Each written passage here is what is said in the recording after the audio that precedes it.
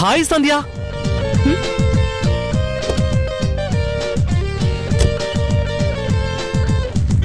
हाय సంధ్య గారు,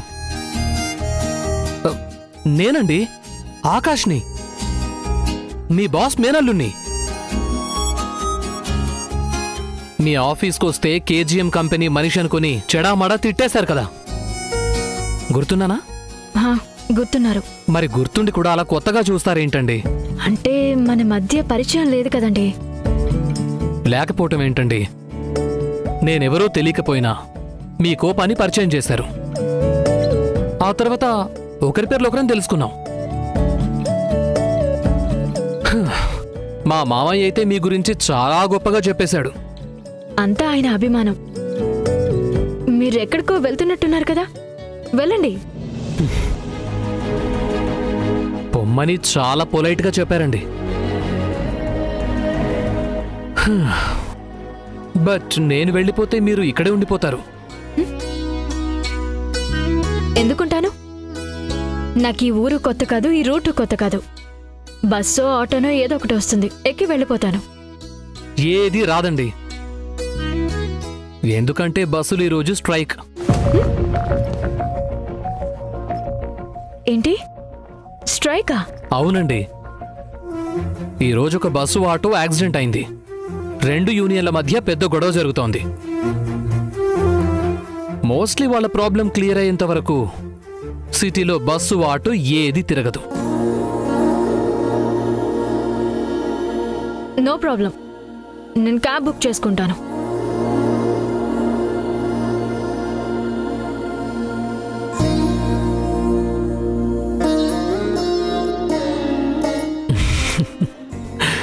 ఏమైందండి? No service అని చూపిస్తుంది. చెప్పాను కదండి, రోడ్డు మీద పర్సనల్ వెహికల్స్ తప్ప గవర్నమెంట్ ప్రైవేట్ వెహికల్స్ ఏది తిరగనివ్వటం లేదు.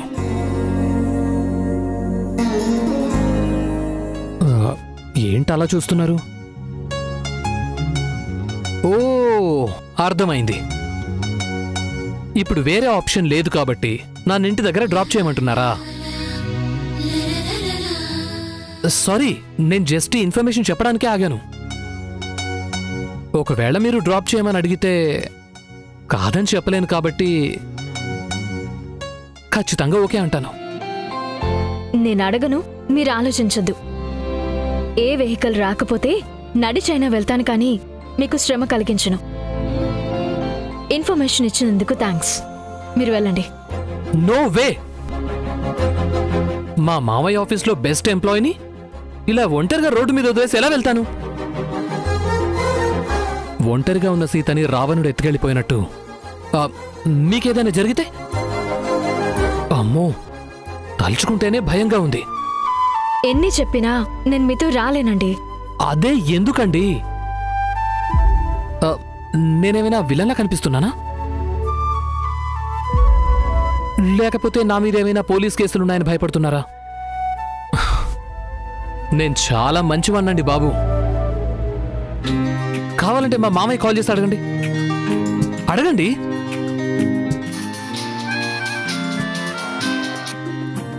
హలో అమ్మా. హలో సంధ్య, ఎక్కడున్నావు అమ్మా? బస్ కోసం వెయిట్ చేస్తున్నానమ్మా. సిటీలో ఏవో గొడవలు జరుగుతున్నాయంట. బస్సులు ఆటోలు ఏం నడవడం లేదంట. టీవీలో ఇదే చెప్తున్నారు. మీ నాన్నకి నాకు చాలా కంగారుగా ఉందమ్మా. నువ్వెక్కడున్నావో చెప్తే నాన్న వస్తానని చెప్తున్నారు. నేనింటికి దూరంగా ఆఫీస్ దగ్గరలో ఉన్నాను. ఏ వెహికల్ లేనప్పుడు నాన్న ఎలా వస్తారు? వద్దని చెప్పు. మరి నువ్వెలా వస్తావు? పోనీ దివ్యకి ఫోన్ చేయమ్మా. దివ్య ఏదో పనుందని ఈరోజు ఆఫీస్ నుంచి తొందరగా వెళ్ళిపోయిందమ్మా. లేదంటే తన బండిలోనే వచ్చేదాన్ని కదా. ఇప్పుడు ఎలాగమ్మా? నేనేదో ఒకటి చూసుకుని వస్తానులేమ్మా, మీరు కంగారు పడకండి. సరేనమ్మా, జాగ్రత్త. అలాగే అమ్మా. సిటీలో బంద్ గురించి మీకు తెలియకపోయినా ఇంట్లో వాళ్ళకి తెలిసినట్టుంది, అంతేనా? పాపం ఇంట్లో మీ గురించి టెన్షన్గా వెయిట్ చేస్తూ ఉంటారు. వాళ్ళని కంగారు పెట్టే బదులు నా కారెక్కొచ్చు కదండి. ఇంతసేపు మీతో మాట్లాడుతున్నాను, నా గురించి చెప్పాను. అయినా సరే నన్ను నమ్మకపోతే ఎలా చెప్పండి? మిమ్మల్ని క్షేమంగా ఇంటి దగ్గర దింపే పూచి నాది. Trust me.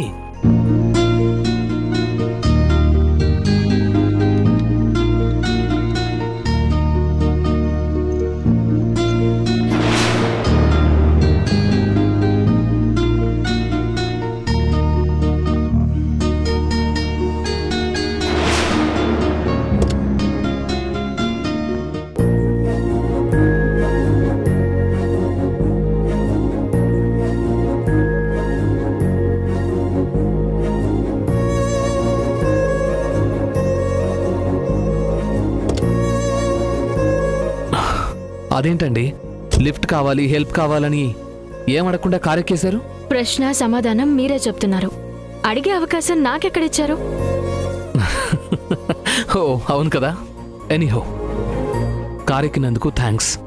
వేరే ఆప్షన్ లేదని మీరే చెప్పారు కదా, అందుకే తప్పలేదు. ఓ అది కూడా చెప్పేశానా?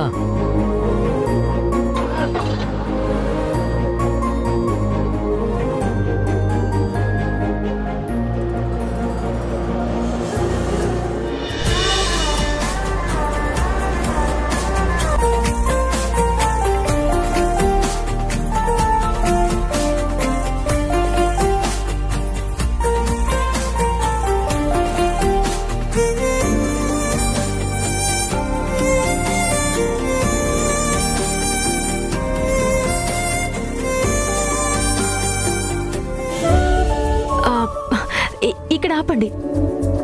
మా ఇల్లు పక్కనే, నేను నడుచుకుని వెళ్ళిపోతాను. ఈ కార్ మీకు నచ్చలేదా? లేక నేను డ్రైవింగ్ ఫాస్ట్గా చేస్తున్నానా? లేక సీట్ ఏమైనా డిస్కంఫర్ట్గా ఉందా?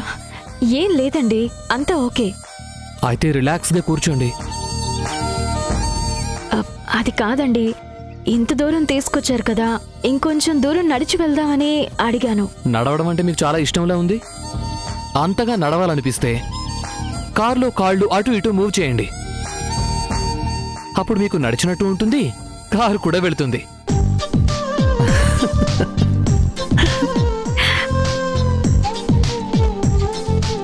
మీకు జోక్స్ అంటే ఇష్టమా? కాదండి, జోకర్స్ అంటే ఇష్టం. జోకర్సా? అవునండి. ఎంత కష్టమైనా, ఎలాంటి బాధనైనా సరే మనసులో దాచుకుని చుట్టూ ఉన్న వాళ్ళని మనస్ఫూర్తిగా నవ్వించడం అంటే సాధారణమైన విషయం కాదు. జోకర్ అన్న పదం వెటకారంగా మారింది, కానీ అలాంటి మనుషుల జీవితంలో ఎంత వేదన ఉంటుందో ఎవరికీ తెలీదు, ప్రత్యేకించి పట్టించుకోరు. జోకర్ గురించి ఇంత లోతుగా వివరించే వ్యక్తిని ఫస్ట్ టైం చూస్తున్నాను. ఎందుకంటే నేను కూడా జోకర్ని కాబట్టి.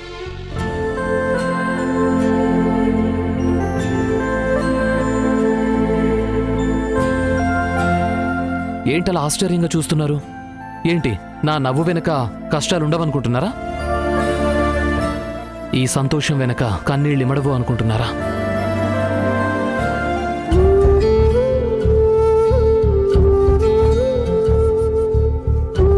కనీసం ఇక్కడైనా ఆపండి, ఇంటి వరకు వద్దు ప్లీజ్. సంధ్య గారు, అందరూ చూసి షాక్ అవ్వడానికి, నవ్వడానికి నా కార్ ఏ అంబులెన్సో మున్సిపాలిటీ వ్యాను కాదండి. నేరుగా మీ ఇంటి దగ్గర ఆపినా ఎవ్వరు ఏమనరు, అనుకోరు. ఎవరి గురించో కాదండి, నాకే ఇష్టం లేదు.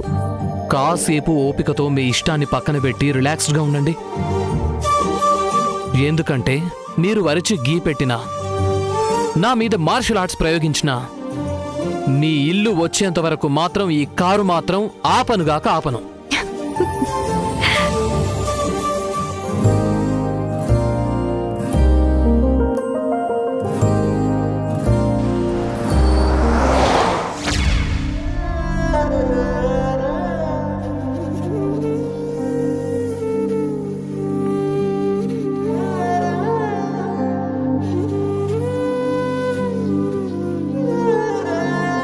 అమ్మాయి ఇంటికి ఎలా వస్తుందోనన్న దిగులే లేకుండా ఎలా ఉన్నారండి మీరు? నీలాగా కాలుగాలిన పిల్లులా తిరిగితే టెన్షన్ పెరిగిపోతుంది తప్ప ఏం ప్రయోజనం ఉండదు. ఇలా ఏదో ఒక పని చేస్తే ఆలోచనలు భయాలు తగ్గుతాయని చిన్న ఆశ.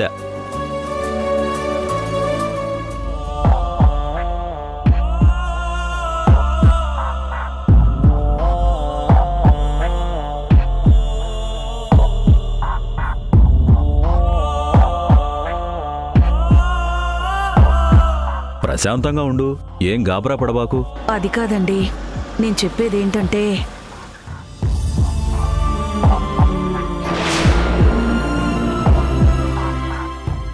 ఇదే మా ఇల్లు అని మీకెలా తెలుసు? నేనెవరో మీకు తెలియకపోవటం వల్ల మన పరిచయం మొదలైంది. ఆ పరిచయం పెరిగి పెద్దవ్వాలని మీ గురించి తెలుసుకోవడం స్టార్ట్ చేశాను.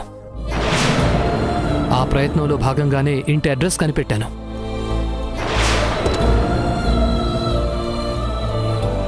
కొన్ని పరిచయాలు ఎంత తక్కువ ఉంటే అంత మంచిది. నా గురించి తెలుసుకున్న వివరాలు చాలు. ఇంతకు మించి అడ్వాంటేజ్ తీసుకోకండి.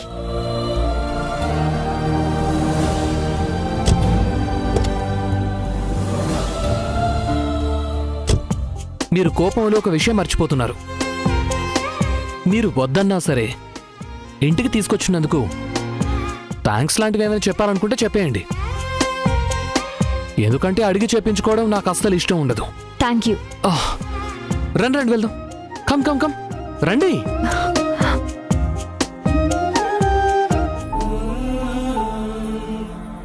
అమ్మా సంధ్య, నువ్వు ఎలా వస్తున్నావో ఏంటో అని ఇప్పటి వరకు ఎంత కంగారు పడ్డానో నిన్ను చూసిన తర్వాత కానీ మా మనసు కుదుట పడలేదమ్మా. గడిగడికి ఫోన్ చేస్తే తిడతావని ఊరుకున్నాను. కనీసం నువ్వైనా ఫోన్ చేయొచ్చు కదమ్మా. వచ్చేస్తున్నాను కదా అని ఫోన్ చేయలేదు నాన్న. ఈ అబ్బాయి ఎవరమ్మా? పేరు ఆకాష్, మా బాస్కి మేనల్లుడు. Hi sir. మట్టి చేతులు బాబు. పర్వాలేదు సార్. మట్టి మనిషికెప్పుడు మురికి కాదు. మనిషికి మట్టికి ఉన్న చిరకాల సంబంధం మన మధ్య కూడా మొదలవ్వాలని కోరుకుంటున్నాను. నీ వల్లే మా అమ్మాయి క్షేమంగా ఇంటికొచ్చింది. చాలా థ్యాంక్స్ బాబు. నన్ను ఆకాష్ అని పిలిస్తే చాలండి. పరాయి వాళ్ళలాగా ఈ బాబు డాబు ఎందుకండి? ఎంతసేపని గుమ్మంలోనే నిలబడతావు? లోపలికెళ్ళి మాట్లాడుకుందాం రా ఆకాష్. పదం పదం లోపలికి. మీరేదో పనుందని చెప్పారు.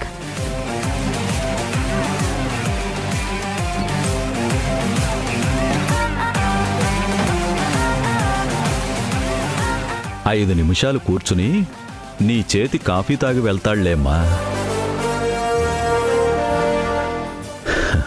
మనకింత సాయం చేసిన వాడికి ఒక్క కాఫీ కూడా ఇచ్చి పంపకపోతే బాగుండదు.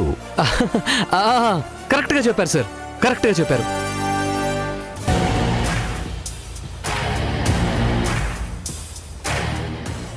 కానీ నేను అర్జెంటుగా వెళ్ళాలి. నెక్స్ట్ టైం వచ్చినప్పుడు డైరెక్ట్గా ఇంట్లోకి వచ్చి కూర్చొని మాట్లాడుకుందాం. అలాగే బాబు. అదే ఆకాష్. సరే అండి. బాయ్ సంధ్య గారు. బాయ్ అండి.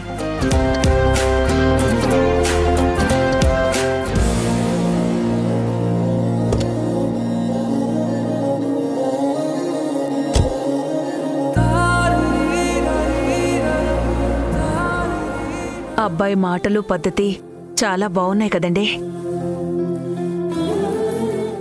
ఇతని గురించి ఎప్పుడూ చెప్పలేదేంటమ్మా? కొత్తగా వచ్చాడా? మీ ఆఫీసులోనే పనిచేస్తుంటాడా? అతని గురించి నాకు కూడా పూర్తిగా తెలీదు. ఒక్కదాన్నే బస్ స్టాప్లో ఉన్నానని వద్దని చెప్తున్నా సరే బతిమాలి కారెక్కించుకున్నాడు. అంతకు మించి నాకేం తెలీదు, నన్నేం అడగద్దు.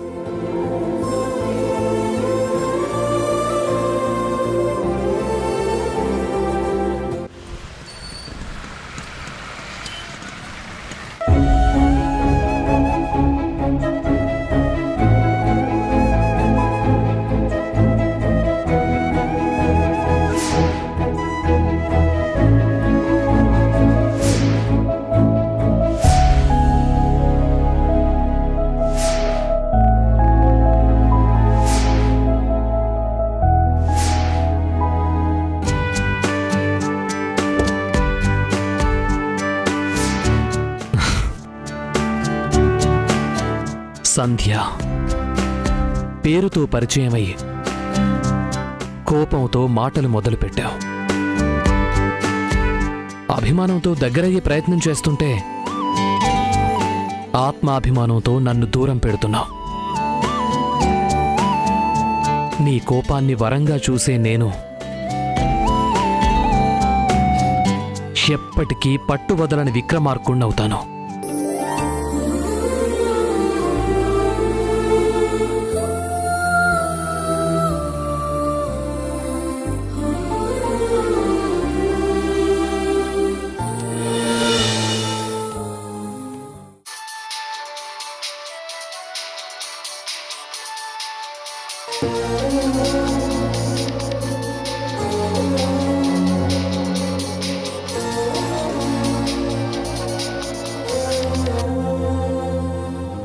హలో. హాయ్ సంధ్య గారు.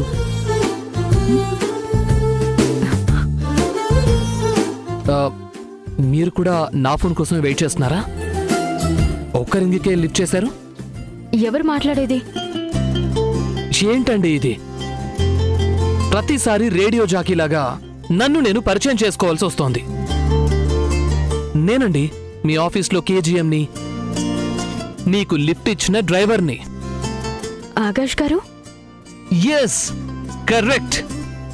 బా, నా వాయిస్ విని భలే గుర్తుపట్టారండి. ఈ టైంలో కాల్ చేశారేంటండి? ఏం చేస్తున్నారండి? ఇప్పుడు టైం ఎంత అయిందో తెలుసా? ఈ టైంలో మనిషి అన్నవాడు ఎవరైనా నిద్రపోతూ ఉంటారు. అంటే నన్ను మనిషి కాదు అంటున్నారా? రాత్రులు నిద్రపోకుండా తిరిగే గబ్బిలం అంటున్నారా? నేనేం అనుకోవడం లేదు, కానీ మీరెందుకు కాల్ చేశారో అది చెప్పండి. ఏం లేదండి, మీ పేరెంట్స్ కాఫీ తాగడానికి రమ్మన్నా కూడా నేను రాలేదు కదా, అందుకని మీ పేరెంట్స్ ఏమైనా ఫీల్ అయ్యారేమో అని కనుక్కోవడానికి నేను ఫోన్ చేశానండి. వాళ్ళేం ఫీల్ అవ్వలేదు. మీరు చాలా ఎక్కువ ఆలోచిస్తున్నారు, కానీ ఆ అవసరం కూడా లేదు. నోనో సంధ్య గారు, లైఫ్ని మీరు చాలా తప్పుగా అర్థం చేసుకుంటున్నారు. ఎవరికి ఎప్పుడు ఏ అవసరం వస్తుందో చెప్పడం చాలా కష్టమండి. చూడండి, వాళ్ళకి నేను, నాకు వాళ్ళు, ఇంతే మా ప్రపంచం. మా జీవితానికి ఇది చాలు. వేరే వాళ్ళ ప్రస్తావన, డిస్టర్బెన్స్ ఏది మాకొద్దు. అసలు మీకు నా నెంబర్ ఎవరిచ్చారు? ఎవరో ఒకరు ఇవ్వాలా ఏంటి? మీ గురించి తెలుసుకున్న వాణ్ణి మీ ఫోన్ నెంబర్ కనిపెట్టలేనా? మీకు వేరే పనేం లేదా? నా గురించి తెలుసుకోవద్దని మీకు చెప్పాను కదా. ఇలాంటి మాటలు, ఈ పద్ధతి నాకు నచ్చదు. మర్యాదగా నా నెంబర్ ఎవరిచ్చారో చెప్పండి. అమ్మో, చెప్తే వాళ్ళ మీద యుద్ధం చేస్తారేమో. వద్దండి. చెబుతారా చెప్పరా? అరే, కోప్పడకండి. మీ బాస్ని అడిగే నేను నంబర్ తీసుకున్నాను. ఏంటి? ఆయనిచ్చారా?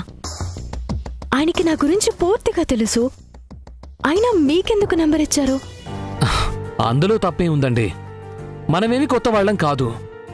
ఒకరికొకరం పరిచయం అయ్యాం, మాట్లాడుకున్నాం. కారులో వెళ్తున్నప్పుడు నా జోక్స్ కూడా మీరు నవ్వారు. మర్చిపోయారా సంధ్య గారు? మీరింతగా గుర్తుపెట్టుకుంటారని తెలియక నేను నవ్వాను. తప్పు నాదే. చిన్న పరిచయంతో వద్దని చెబుతున్నా సరే బ్రతిమాలి నాకు లిఫ్ట్ ఇచ్చారు. వేరే దారి లేక మీ కార్ ఎక్కడం నా మొదటి మిస్టేక్. చిన్న పరిచయంతో ఇంటి అడ్రస్, ఫోన్ నెంబర్ తెలుసుకోవడం మర్యాదస్తులు చేసే పని కాదు. ఇలాంటి వాటిని నేనెప్పటికీ ఎంకరేజ్ చేయను. కేవలం మా బాస్ మేనల్లుడు అన్న రెస్పెక్ట్తో ఇంతసేపు మాట్లాడుతున్నాను. ప్రతిసారి ఇలానే ఓపిగ్గా ఉంటానని మాత్రం అనుకోవద్దు. ఇంకెప్పుడు నాకు కాల్ చేయొద్దు. సరేనండి, నేను చేయను. పోనీ మీరు కాల్ చేస్తారా?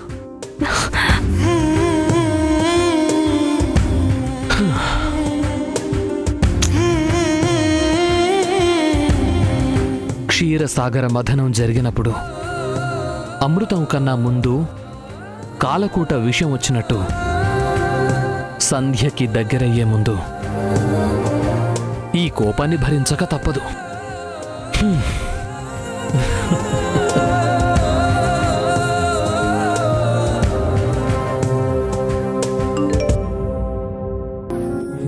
కోపం చూపిస్తానని తెలుసు కూడా ఇతని ధైర్యం ఏంటో.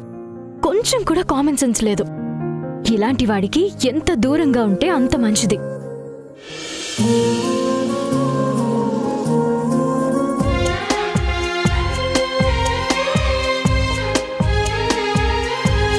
ప్రేమ గురించి చెబుతూ అటు చూస్తున్నావేంట్రా? ఏంటి సంగతి? నేను సంధ్యని లవ్ చేస్తున్నాను మావయ్య.